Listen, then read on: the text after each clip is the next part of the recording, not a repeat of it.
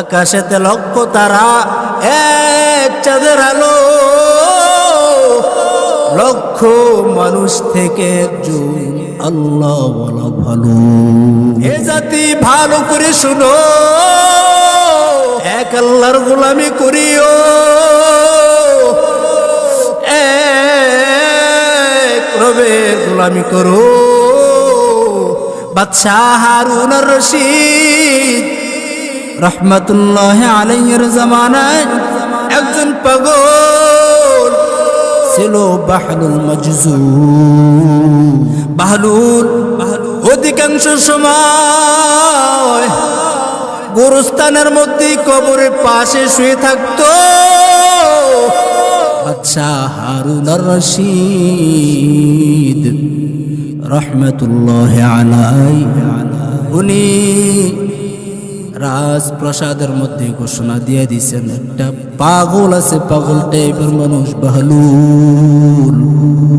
ওই পাগলটা আসলে তোমরা নিষেধ করবা না, সোজা সোজা আমার কামরার মধ্যে পাঠাই দিবা।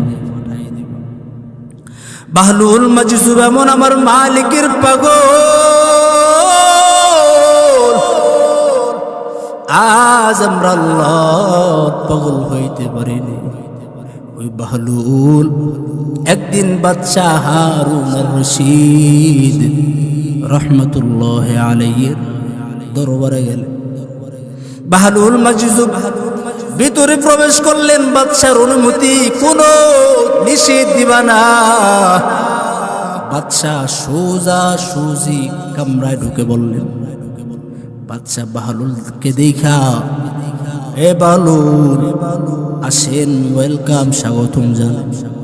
স্বাগতম জানাইয়া বসাইয়া দিলেন, হাসি তামাশা কথাবার্তা বললেন। শেষ বিদায় লগ্নে বইলা দিলেন, এ বাহলুল তুমি বিদায় হয়ে যাবা, কিন্তু যাওয়ার আগে একটা কথা বলি। বাহলুল মাজজুব ডাক দেয়া কয়, পাগলের সাথে আর কি বলবেন? না, কথা আছে। কি কথা? বাহলুল আমার হাতে যে লাঠি দেখতেছো, এই লাঠিটা তোমাকে দিয়ে দিলাম। তোমার চাইতে যদি কোনো পাগল পাও তাহলে তাকে এই লাঠিটা হাদিয়া দিয়ে দিব। এই কথা শুই না বাদশার থেকে লাঠিটা নিয়া বাহির হয়ে গেলেন বাহলুল। 2-2.5 বছর পর বাহলুল জঙ্গলার কিনারায় ঘুরতেছেন। কেউ একজন দেখা কয়, বাহলুল তুমি এইখানে ঘুরতেছো, অথচ বাদশাহ হারুন আর রশিদ মুমূর্ষ অবস্থায় বিছানায় শুয়ে গেছেন, কথাবার্তা নাই। এই খবর শুই না বাহলুল মাজজুব বাদশার কামরার দিকে রওনা হয়ে গেল। বাদশার কামরা যখন হাজির হয়ে গেলেন, বাদশার মাথার কাছাকাছি বসলেন। পাগলের পাগলামি ছাড়া তো কথা আর কিছুই হয় না। বাহলুল মাজজুব ডাক দিয়ে কয়, বাদশাহ আপনি তো এখন কবরের দেশের দিকে রওনা হয়ে যাবেন। ও যে জায়গার মধ্যে কেউ নাই, বাতি নাই, ঘর নাই, কিছুই নাই, অন্ধকার। এ বাদশা, ওই ঘরের মধ্যে যে আপনি ঢুকবেন, ওই জায়গার মধ্যে কোনো খানা পিনার আয়োজন করছেন না। বাদশাহ হারুন আর রশিদ ডাক দেয়া কয়, এটা তুমি কোন ধরনের কথা বলতেছো? আমি এমন একটা জায়গায় ঢুকতেছি যে জায়গার মধ্যে কোনো খানাও পৌঁছানো যায় না, যে জায়গার মধ্যে কোনো তরকারিও রান্না বান্না করা হয় না।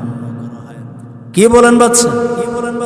আপনি তো এক রাষ্ট্র থেকে যদি ভিন্ন কোনো রাষ্ট্রে যান তাহলে কত সিকিউরিটি, কত তথ্যবহুল জিনিস দেখা দেয়, যেন আপনার যাইতে ওইখানে থাকতে কোনো সমস্যা না হয়। আপনি এমন একটা জায়গায় ঢুকবেন যে জায়গার মধ্যে কোনো সিকিউরিটিকে পাঠানো, এমন একটা জায়গায় ঢুকতেছি যে জায়গায় সিকিউরিটি কোনো পাঠানো যায় নাই, এমন একটা জায়গায় ঢুকতেছি। ও বাদশাহ, ওই জায়গায় যেহেতু যাবেন তাহলে আপনি সিকিউরিটিও পাঠাতে পারবেন না, কিছুই নাই, খানার আয়োজন নাই। ও বাদশাহ, আমি 2-2.5 বছর যাবৎ পর্যন্ত খুঁজছি, কোনো বেয়াকুব পাইনি। যেহেতু আমার চাইতে বড় আপনি দেখতেছি বড় বেয়াকুব, কারণ যে জায়গা যাবেন ওই জায়গার কোনো খোঁজ খবর তল্লাশি আপনার হাতে নেই।